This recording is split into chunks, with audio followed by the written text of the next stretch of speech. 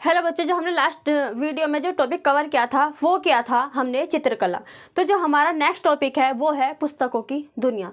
तो पुस्तकों में हम पढ़ेंगे महाकाव्यों के बारे में। किसके बारे में? महाकाव्यों के बारे में। तो जो महाकाव्य की जो रचना यानी कि कई प्रसिद्ध महाकाव्य हैं तो उनकी रचना की गई थी। तो इन रचनाओं में बहुत सारे स्त्री और पुरुषों की वीर गाथाएं लिखी गई हैं और इनमें देवताओं से जुड़ी कथाएं भी शामिल है। तो जो हमारी जो सबसे प्रसिद्ध जो महाकाव्य है वो है तमिल महाकाव्य। कौन सी? तमिल महाकाव्य। तो जो तमिल महाकाव्य है वो है शिलपद्दिकारम। शिलपद्दिकारम। तो जो सबसे प्रसिद्ध है वो है शिलपद्दिकारम, जो कि एक तमिल महाकाव्य है। और जो इसकी रचना करने वाले जो कवि थे उनका नाम था इलांगो। इलांगो नामक एक कवि ने शिलपद्दिकारम यानी कि तमिल महाकाव्य की रचना की थी, जो कि 1800 साल पहले की गई थी। यानी कि इसकी रचना कब की गई थी? वो की गई थी 1800 साल पहले। शिलपद्दिकारम की रचना 1800 साल पहले की गई थी। इसके अंतर्गत एक व्यापारी की कहानी है। एक कोवलन नाम का एक व्यापारी था। कोवलन नाम का एक व्यापारी था। कौन था ये व्यापारी? तो इसकी प्रेम कहानी दी गई है।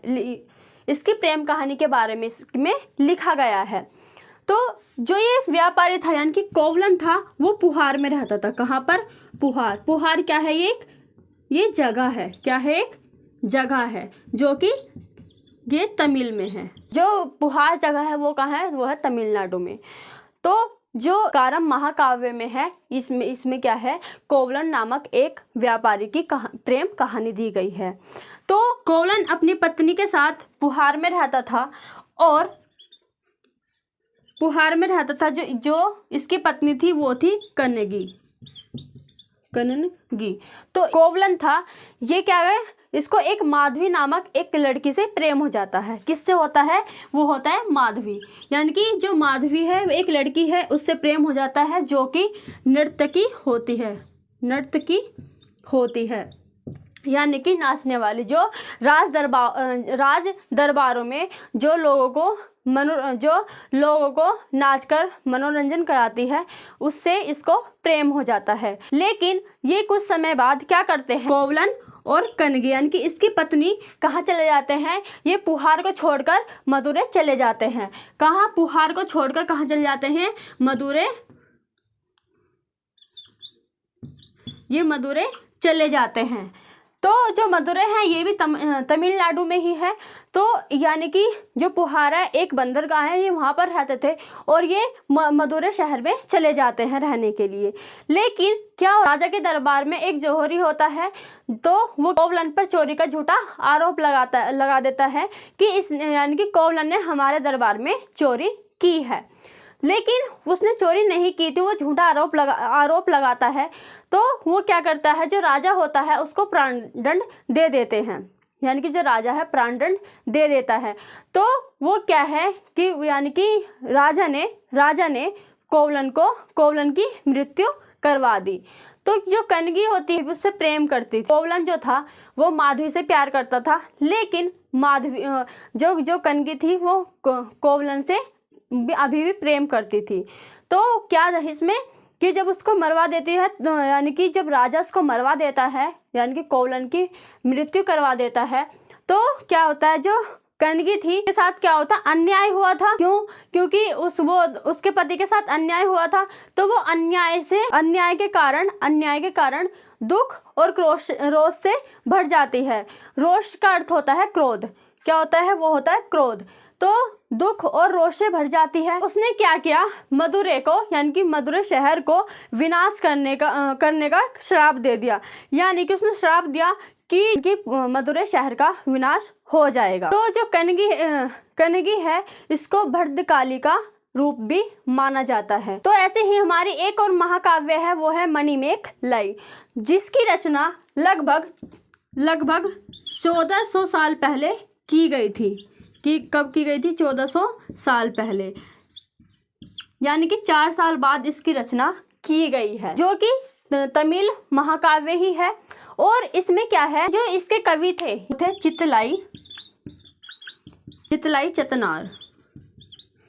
चितलाई चतनार नामक एक कवि थे, जिसने मणिमेखलाई की काव्य की रचना की गई थी।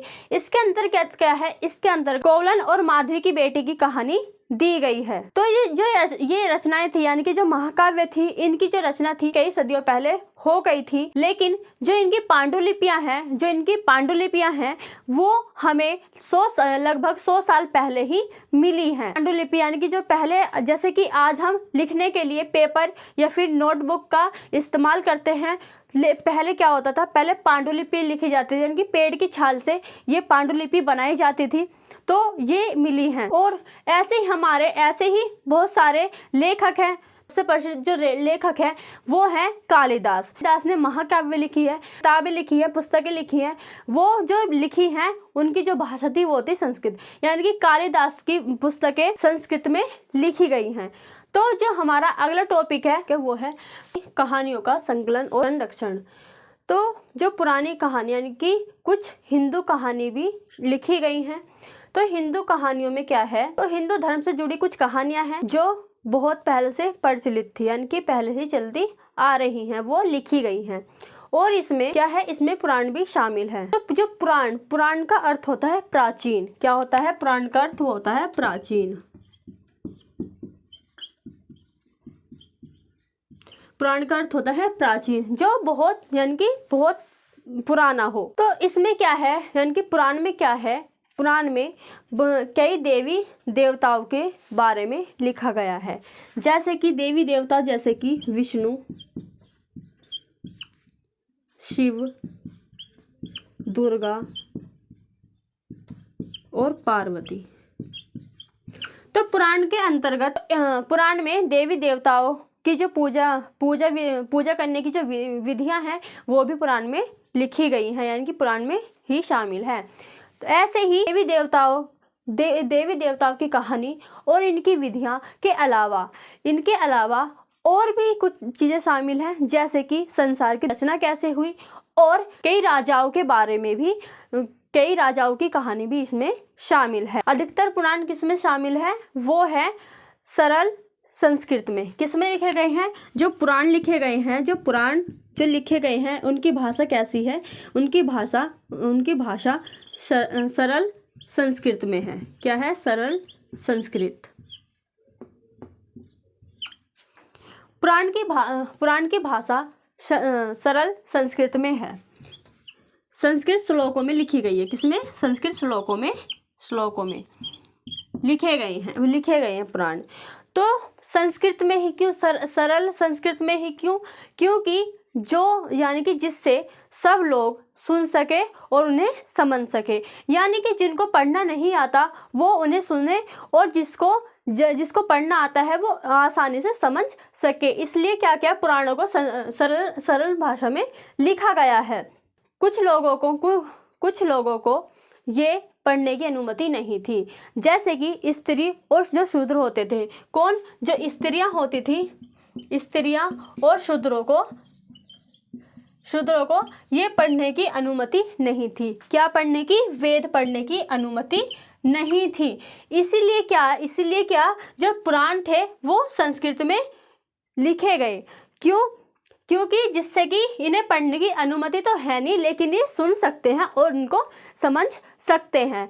इसीलिए जो पुराण लिखे गए वो किस में लिखे गए, सरल संस्कृत में लिखे गए। जो लोग नहीं पढ़ सके वो इन्हें सुन सके और जो पढ़ सकते हैं उनको आसानी से वो समझ लेते थे।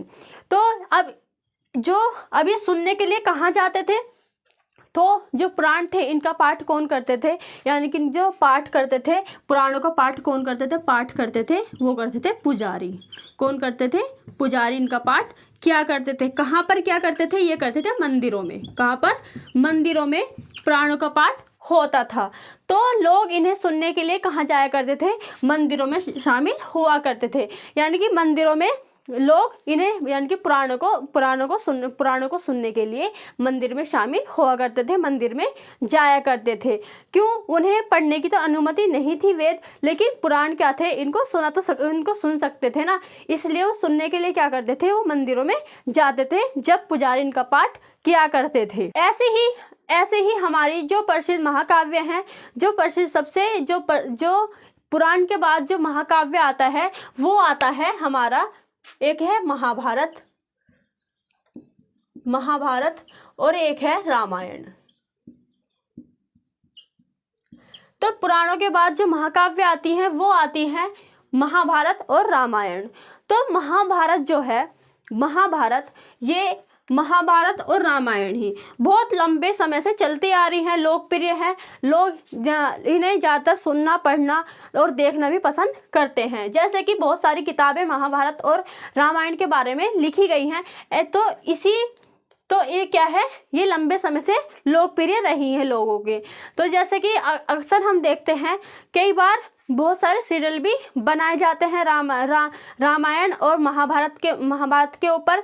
तो लोग क्या करते हैं, लोगों की इनमें दिलचस्पी होती है, तो इन्हें लोग बहुत ज़्यादा पसंद करते हैं। तो ये लंबे समय से लोकप्रिय हैं, पहले भी थे और अब भी ये हैं। तो जो महाभारत की जो रचना हुई थी वो की गई थी 1500 साल पहले। कब? 1500 साल पहले महाभारत की रचना की गई थी, यानी कि इसको लिखा गया था। महाभारत को 1500 साल पहले लिखा गया था। के बारे में पढ़ रहे हैं पहले महाभारत के बारे में, हम फिर पढ़ेंगे रामायण के बारे में। तो महाभारत 1500 साल पहले लिख गई, इसके अंतर्गत किस चीज़ के, महाभारत यानी कि लड़ाई, महाभारत यानी कि बोलते हैं जैसे हम आपस में लड़ाई, जैसे काफ़ी अपने आस पड़ोस में भी देखा होगा कि महाभारत हो रही है, सुनते हैं जब लड़ाई होती है तो क्या बोलते हैं, महाभारत हो रही है।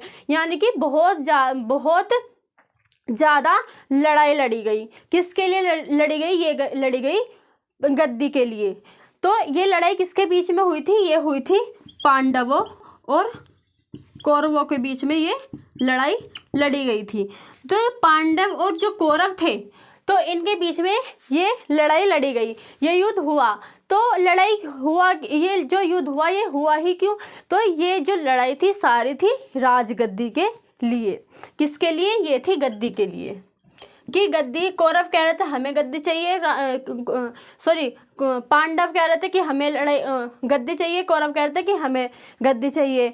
अब गद्दी कौन सी? जो हस्तिनापुर, जो पुरुवंश था, किसके? जो पुरुवंश की जो गद्दी थी, लड़ाई किसके लिए लड़ रही थी? पुरुवंश की जो राजधानी क्या थी? वो थी हस्तिनापुर। यानी कि हस्तिनापुर की जो गद्दी थी उसके लिए ये युद्ध हो रहा था। किसके बीच में? पांडवों और कौरवों के बीच में हो रहा था। ये चाह रहे थे कि हमें गद्दी मिले, वो चाह रहे थे कि हमें गद्दी मिले, इसलिए जो युद्ध था वो लंबे समय तक चलता रहा। तो ऐसा माना जाता है कि जो पुराण है, जो पुराण और जो महाभारत है, पुराण और महाभारत को जो लिखने वाले हैं, जाने की जो इनकी रचना की है, इनके बारे में जानकारी इकट्ठी करी है, यानी कि एकत्रित की है, वो किसने की है? वो की है व्यास नामक एक ऋषि ने। किसने? व्यास नामक कौन थे? एक ऋषि ने। व्यास नामक एक ऋषि ने इनके बारे में जानकारी इकट्ठी करी और फिर इनको लिख दिया गया, यानी कि इनको लिखा गया, इनकी रचना कर दी गई। तो जो महाभारत है, महाभारत में ही क्या है? एक भागवत गीता है। क्या है? महाभारत में ही भागवत गीता भी है। महाभारत में भागवत गीता भी है। तो ऐसे ही दूसरा क्या है? वो है जो दूसरी महाकाव्य है, वो है रामायण। क्या है दूसरी महाकाव्य? क्या है? रामायण। रामायण महाकाव्य। तो जो रामायण महाकाव्य है, इसके अंतर्गत क्या है? रामायण नाम से ही पता चल रहा है कि राम के बारे में ये है। जो ये महाकाव्य किसके बारे में है? राम के बारे में है। यानी कि रामायण कौशल के राजकुमार राम के बारे में रामायण लिखी गई है। तो राम के जो पिता थे, यानी कि जो दशरथ थे, उन्होंने राम को और उनकी पत्नी सीता को क्या दे दिया? उन्होंने वनवास दे दिया। क्या दिया? वनवास दे दिया। वनवास दिया और ये राम और सीता कहाँ चले गए? ये चले गए वन में। कहाँ चले गए? ये चले गए वन में। ये वन में रहने लगे। तो वह जब वन में रहने लगे तो क्या हुआ? सीता का अपहरण हो गया था। क्या हुआ था? सीता का अपहरण किया गया। किसके द्वारा? वो किया गया था रावण के द्वारा। किसके द्वारा? रावण के, यानी कि जो लंका के राजा थे, लंका के राजा रावण ने सीता का अपहरण किया। तो उस यानी कि सीता को वापस लाने के लिए राम को रावण से युद्ध करना पड़ा, यानी कि लड़ाई करनी पड़ी। किसको पाने के लिए? सीता को वापस पाने के लिए। तो जब सीता को वापस पाने के लिए राम को रावण से युद्ध करना पड़ा, लड़ाई लड़नी पड़ी। तो जब लड़ाई हुई तो राम विजयी हुए, यानी कि वो जीत गए। क्या? जब इनमें लड़ाई हुई तो कौन जीता? राम विजयी हो गए। क्या हो गए? विजयी, यानी कि वो जीत गए। तो जब जीत गए तो वो कहाँ पर? अयोध्या वापस लौटे। महाभारत की तरह रामायण भी एक प्राचीन कहानी रही है जो कि बाद में लिखी गई थी। यानी कि महाभारत की तरह रामायण भी लोकप्रिय, यानी कि प्राचीन कहानी रही है जो कि महाभारत के बाद लिखी गई। यानी कि इसका जो इसकी रचना की गई थी ये बाद में की गई। और ऐसा माना जाता है कि संस्कृत रामायण की जो रचना की गई वाल्मीकि के द्वारा। संस्कृत रामायण के जो लेखक हैं, जो रचना की गई है, जिसने लिखी है, उन लेखक वो कौन माने जाते हैं? वो वाल्मीकि माने जाते हैं।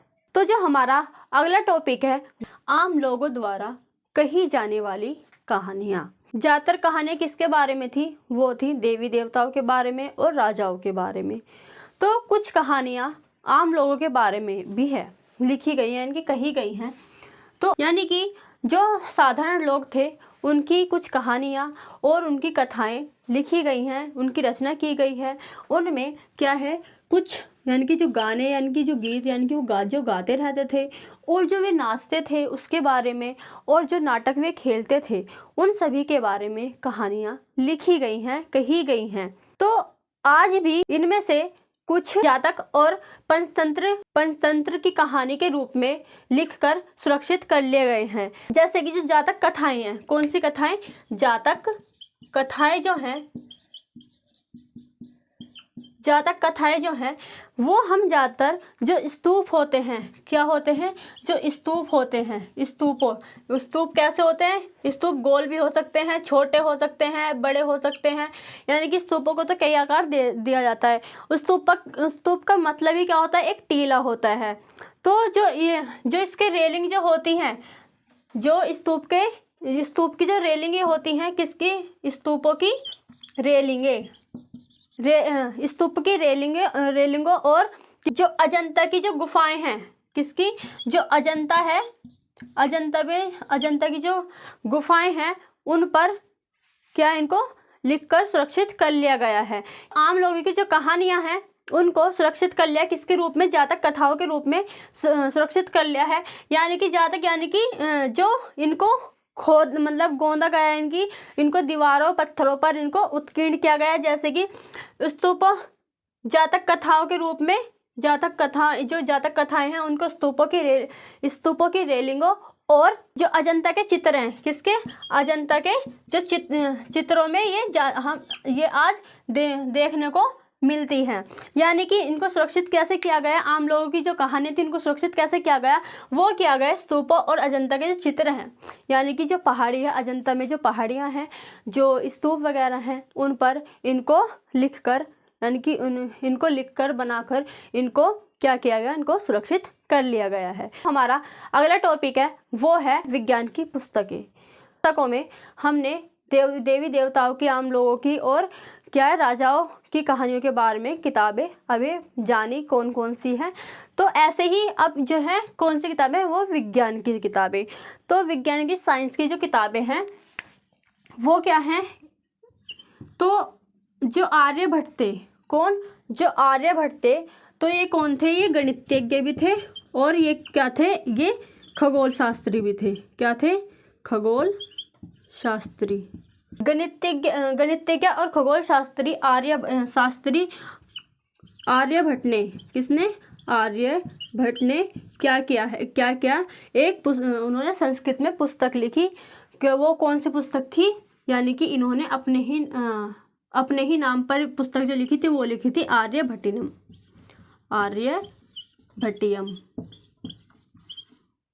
की और जो खगोल यानी कि जो पृथ्वी के बारे में, जो हम खगोल पूरे पृथ्वी के बारे में क्या करा था, उन्होंने आर्यभट्ट ने क्या की थी? खोज की थी। और उन्होंने एक अपनी पुस्तक भी लिखी है, यानी कि एक आर्यभट्टनम नामक एक संस्कृत पुस्तक भी उनके द्वारा लिखी गई है। और उन्होंने बताया जो दिन और रात होते हैं वो कैसे होते हैं। वो पृथ्वी क्या है? पृथ्वी है वो अपनी धुरी यानी कि एक ही जगह, पृथ्वी अपनी धुरी अपने ही जगह पर क्या घूमती रहती है। पृथ्वी क्या करती है? पृथ्वी अपनी ही जगह पर घूमती रहती है। अपनी ही जगह पर क्या होती है? घूमती रहती है। तो इसकी वजह से क्या हुआ? इसकी वजह से क्या होते हैं? यानी कि जो पृथ्वी चक्कर लगाती है, चक्कर लगाती है, इसकी वजह से क्या होते हैं? दिन और रात और दिन होते हैं। इसकी वजह से ही दिन और रात होते हैं।